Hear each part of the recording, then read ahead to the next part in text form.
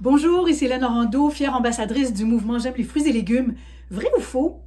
Les femmes qui ont un cancer du sein ou qui ont une histoire familiale qui les met à risque de cancer du sein devraient éviter de manger du soya. C'est une question très fréquente qui revient tout le temps et la réponse, c'est faux.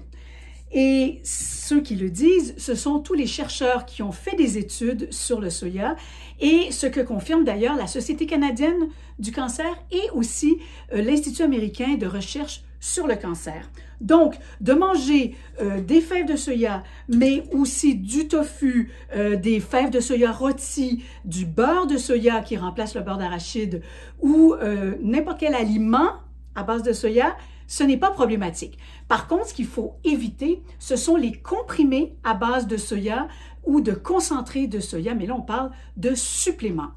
Et moi, dans mes aliments chouchous que j'ai toujours au congélateur, ce sont justement ces belles fèves de soya frais, surgelées, qu'on appelle edamame.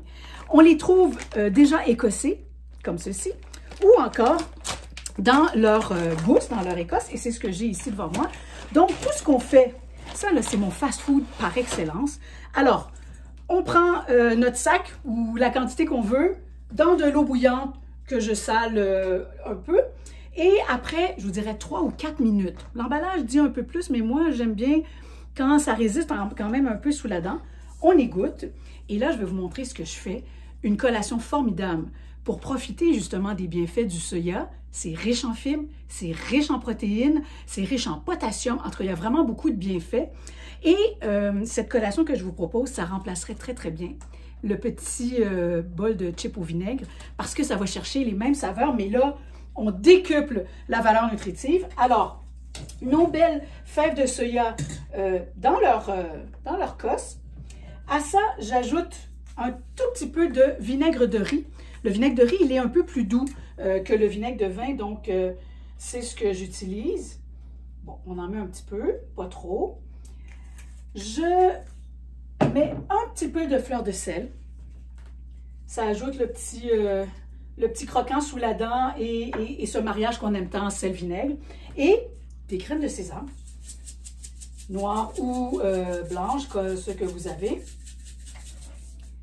Et si vous n'avez jamais mangé ça, c'est une collation absolument formidable. Attendez, juste que j'ai un petit bas. Tiens, voilà. J'aime, donc je mélange un peu. On pourrait ajouter un petit peu d'huile de sésame aussi, ce serait délicieux. C'est juste un petit peu plus huileux sur les doigts. Et donc, moi, ça, à l'apéro, les hommes aiment ça, les enfants aiment ça, tout le monde aime ça. Alors, comme je disais, si vous n'avez jamais mangé ça, on le met directement dans la bouche. Et en poussant avec les dents, on sort en fait ceci qui est notre belle petite fève de soya qui est toute petite mais tellement pleine de bonnes choses. Je vous souhaite de belles découvertes et une bonne journée.